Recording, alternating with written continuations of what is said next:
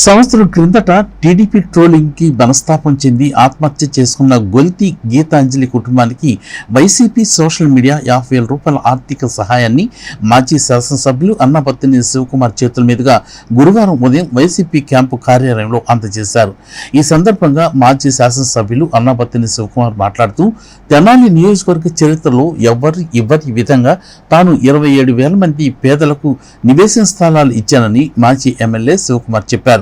ఆనాడు రాష్ట్ర ప్రభుత్వం సర్వసంపూర్ణ హక్కుతో ఇచ్చిన నివేశన స్థలాన్ని తీసుకున్న గీతాంజలి ఎంతో సంతోషంతో ముఖ్యమంత్రి వైఎస్ జగన్మోహన్ రెడ్డికి తమ చేతుల మీదుగా తీసుకున్నానన్న ఆనందంతో తనకు కృతజ్ఞతలు తెలియజేస్తూ సంతోషంగా మాట్లాడిన విషయాన్ని తెలుగుదేశం పార్టీ సోషల్ మీడియా తప్పుగా ట్రోలింగ్ చేయటం వల్ల మనస్తాపానికి గురై ఆత్మహత్య చేసుకున్న సంఘటన మర్చిపోలేని బాధ అని చెప్పారు.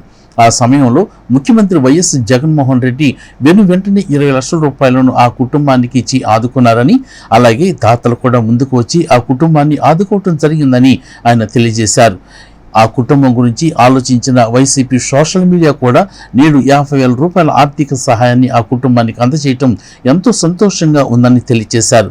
ఒక కుటుంబానికి నష్టం జరిగితే వైఎస్ఆర్ పార్టీ నుంచి సోషల్ మీడియా వరకు ఆ కుటుంబానికి అండదండలుగా ఉంటుందనేది ఇదొక ఉదాహరణని ఆయన పేర్కొన్నారు. ఆ కుటుంబానికి తాము అండగా నిలబడతామని, తాము అధికారంలోకి రాగానే ఆ కుటుంబానికి ఉద్యోగ భద్రత కూడా కల్పిస్తామని మాజీ ఎమ్మెల్యే శివకుమార్ పేర్కొన్నారు. అయితే ఆ రోజు టీడీపీ సోషల్ మీడియా చేసిన ట్రోలింగ్ని ప్రభుత్వం పరిశీలించి గీతాంజలి మృతికి కారకులైన వారిని శిక్షించాలని మాజీ శాసనసభ్యులు అన్నపత్తిని శివకుమార్ డిమాండ్ చేశారు. ఈ కార్యక్రమంలో రాష్ట్ర YCP social media wing organising president Dodda Anji Reddy, జిల్లా వైసీపీ సోషల్ మీడియా అధ్యక్షులు కొరిటపాటి ప్రేమ్ కుమార్, రాష్ట్ర వైసీపీ సోషల్ మీడియా నాయకులు Gade Yashwanth Reddy, social media state secretary Meka Venkatarama Reddy, అలాగే తెనాలి పట్టణ విశ్వబ్రాహ్మణ ప్రముఖులు, వైసీపీ నాయకులు, తెనాలి వైసీపీ సోషల్ మీడియా పాల్గొంది.